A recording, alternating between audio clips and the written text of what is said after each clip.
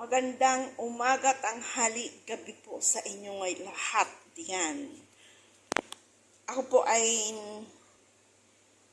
ang bukal sa loob kong nagbabati sa inyo na magandang umaga. Ingat po saan man kayong sulok ng mundo naroroon.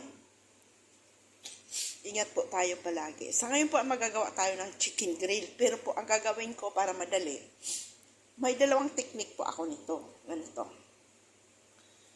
Una po sa lahat, anuin ko muna yung gagamitin natin ha. Sibuyas, bawang, laurel, sweet paprika, yung cold po yan, yung hindi maanghang ha, sweet nga, kaya nga po sweet. At saka natural spice, bitsin, asin, paminta. Kayo na lang po bahala magtansya kung gaano ang lulutuin ninyo at kung gaano ninyo ilalagay na mga spicy. So, hayan.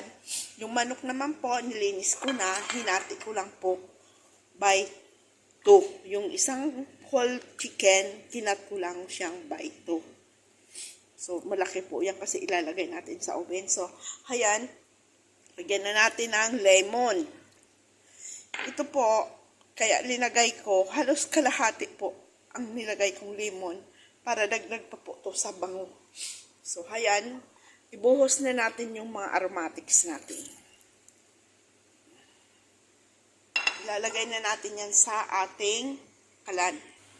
So, hayan, nilagay na natin sa ating kalan. Lagay natin kanting oil.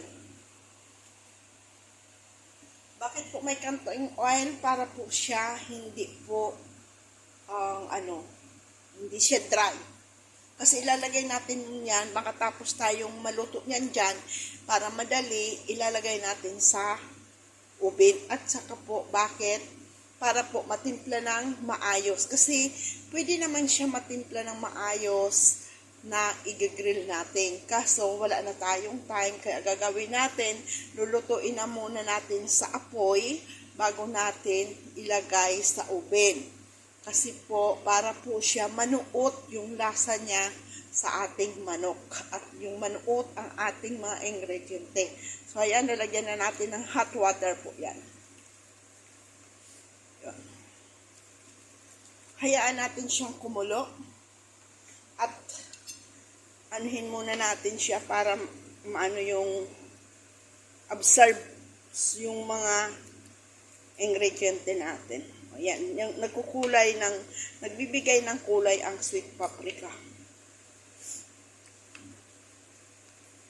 Mamaya po, mag-aano na yan dyan. Manunuot na yan ang kulay niya. Hindi po tayo dito magagawa ng rice. Ang gagawin po natin is french fries. Kasi po, pag ganitong pagkain, ang need nila, french fries. Hindi dito nagra-rice. Na pag ganito ang pagkain, ulam. Sanay po sila na ganyan lang.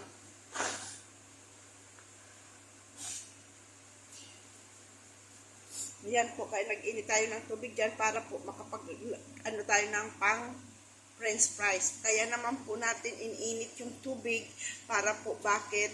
Para po yung patatas natin is crispy. Pwede naman po natin ng hindi natin i-boil yung patatas, no? Ang pag malapit na po siyang maluto, lalagyan siya ng 1 spoon na white vinegar para rin po crispy. Ito po, pwede mo naman natin. May dalawang portion po akong paggawa ng patatas. Yung ibubold mo at hindi mo siya ibubold, i-direct rin sa pag-fry. Tayo po ngayon, ibubold muna natin kasi hindi ko alam yung patatas natin is crispy or hindi. Kasi ang nabibili ng amo kong patatas minsan hindi crispy. Layin. Sino layin? In Arabic. Layin is not crispy, soft po ba? Yun po ang ibig sabihin ng layin. So, hayan. Pero po ito, lalagyan na natin ng asin at saka isang spoon na vinegar.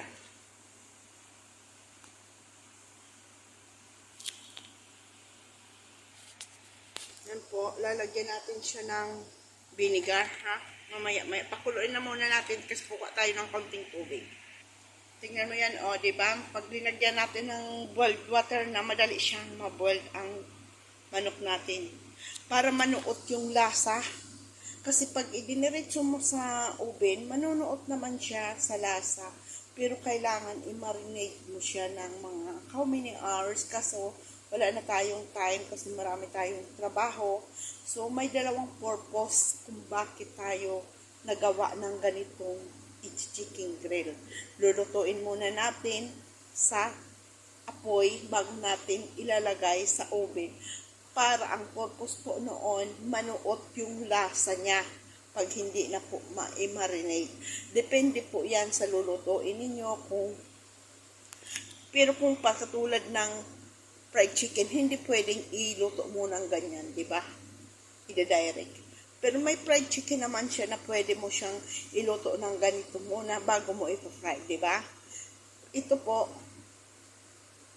pwede mo siyang gawin na ganyan, tapos ipapa-brown-brownin mo na lang siya pag wala na siyang sabaw, ma-fried-fried, so ilalim, kaya po natin yan, linagyan ng oil para mamaya po pag wala na siyang oil, ay tubig pala, mali, sorry, pag wala na siyang tubig, para yung purpose ng oil, para ma-fried-fried sa ilalim ng manok, ganun po yun.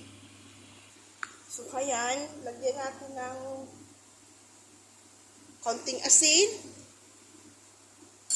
At saka, tansyahin na lang po ninyo. Wag marami, wag mga 1 spoon lang po. Ayan.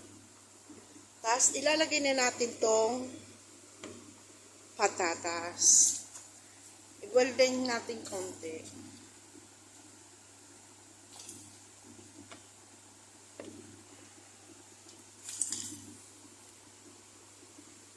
Para manuot din yung asin. At saka hindi po malambot. Magiging crispy po yan. Pwede rin siya lagyan ng konting turmeric.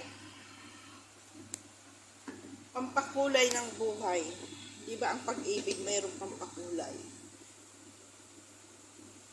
Papakulay. Pag nagmahal ka, pag minahal ka, makulay ang mundo. Pag nagmamahal ka, ayan. Ganun po siya. Samantalang itong ating is kulong-kulo na, ayan. Tikman natin ang lasa. Yung ating asin at ating kalamansi. So, ayan. Medyo kulang pa siyang kaunting asin. Ayan. At dagdagan natin ng kaunting sweet paprika.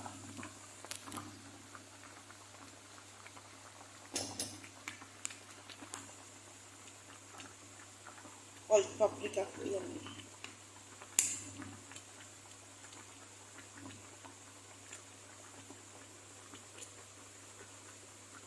Kasi po, yan ang nagpapakulay dyan.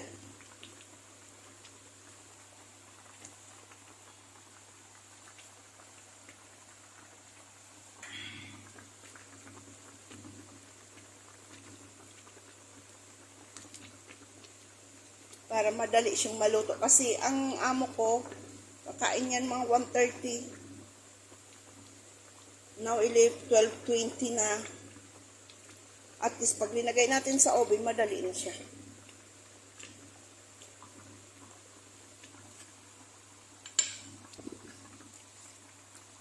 Hindi po kasi ako nakakapagluto ng mga alas 11. Gawa na pong ang lalaki, pag hindi pa siya nag-almusal at nakapag-ano ng kape, grabing revolusyon ang mangyayari. Revolusyon ba? Yung sigaw ng sigaw, nag-hysterical siya, kaya yan, ginagagawa na ng paraan. Ito ang instead na rice, ito ang french fries. Takpan ulit natin siya.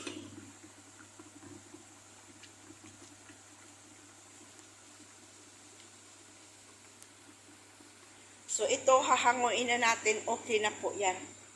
Para po ma-dry kaunti. Makatulo ba yung tubig niya. Tapos magpa-fried na tayo. Magpa-fried rin tayo ng sweet potato para dalawa sila. O, diba?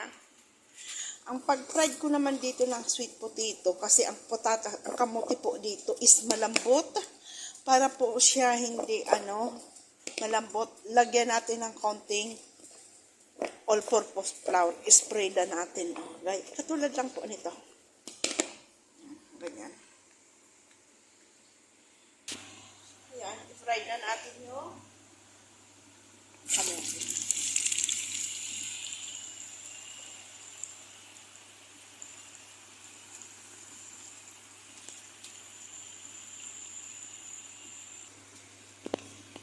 Ayan. Diba? Mga alauna, ilalagay na natin to sa mga 20 minutes pa po. Tama-tama. Yan. Dry na ang ating ito yan. Manok.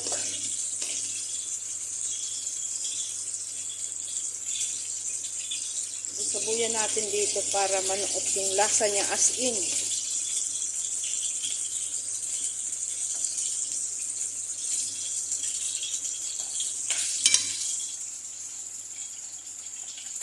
Ating sweet potato.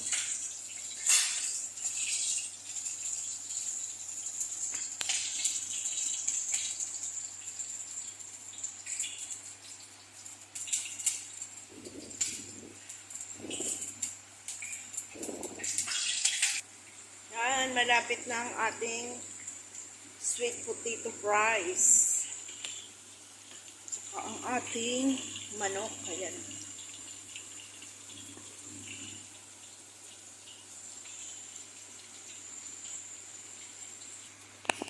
Malapit na, idadry na lang natin ito tapos i-oven natin.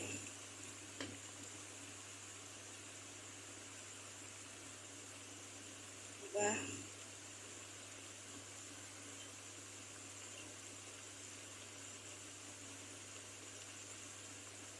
Para pag gusto na ni babaeng kumain, luto na.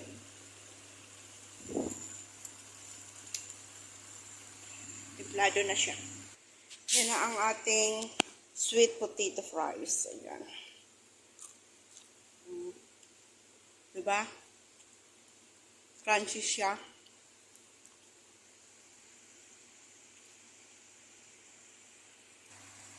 So, haya na po ba siya? O, diba? Dry na. Kaya po, ilalagay na po natin siya sa oven. Ganun lang po siya. Hintay-hintay lang po natin na ma-fried siya sa ilalim.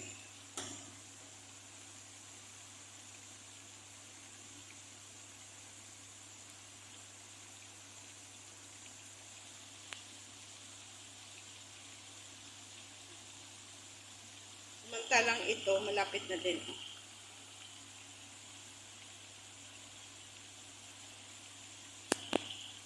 So, ngayon, okay na po siya. Ilalagay na po natin sa ilalim. Hawakan natin ang dalawa. Hindi ko maano kasi po, isang kamay nagbablog, isang kamay nagluluto. Hindi po pwede.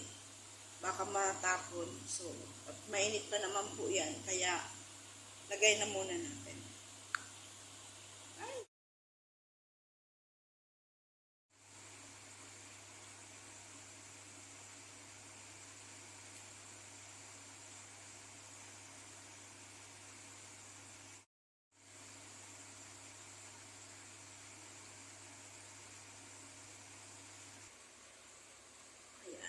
Wala po kasi tayong ilaw sa loob ng oven eh.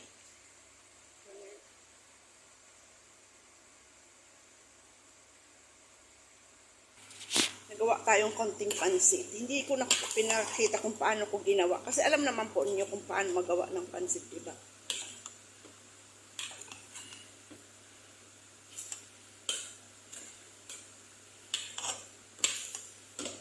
craving akong pansit eh. Namiss ko yung pansit. Pakipansit po kasi ako.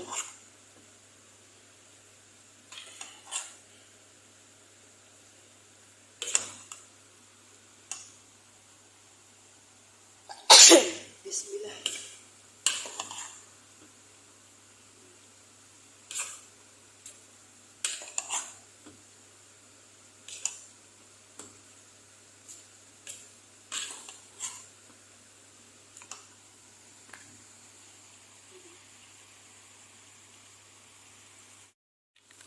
Meron tayong pansit noodles.